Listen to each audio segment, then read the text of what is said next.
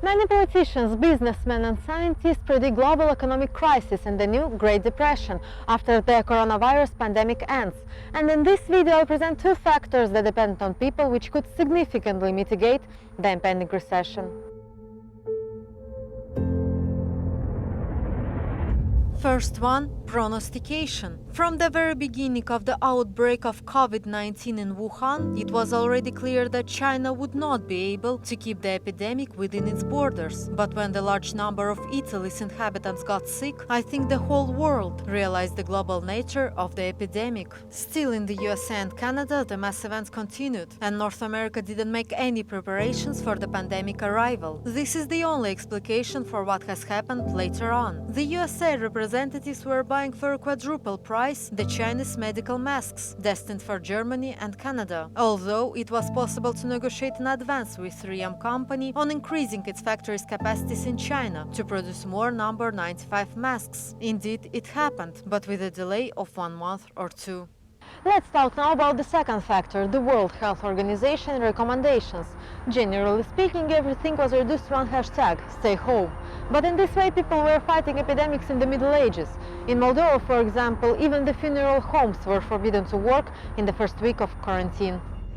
The population needs more complex and detailed advices concerning the activity of various companies and social services in the condition of this particular epidemic. In this case, the coronavirus economic blow could be mitigated in all countries, but the World Health Organization didn't prepare such recommendations because of the lack of specialists in related fields like economy, emergency procedures, functioning of public services in megalopolises and small cities, and so on.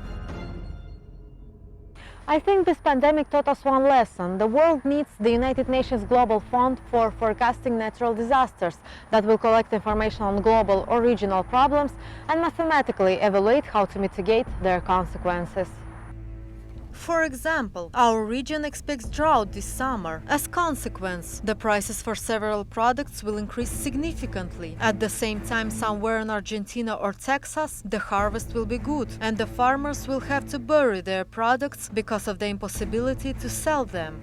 Or, for example, a tropical cyclone of 4th or 5th category is emerging in the Pacific Ocean. The specialists can evaluate from 20 up to 100 ways of its development, and depending on its dynamics, they can send warnings and recommendations to the authorities of the states that can be hit by the disaster.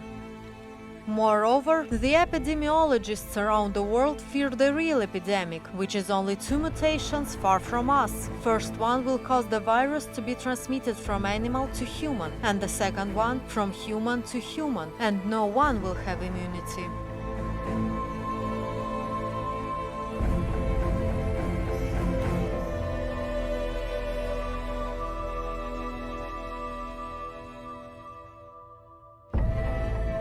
Last year in November at the Johns Hopkins University in the USA, there was simulated a scenario of the swine flu spreading from Brazil worldwide. In this case, the existence of global forecasting center able to collect and analyze information in real time may become the key to the survival of humankind.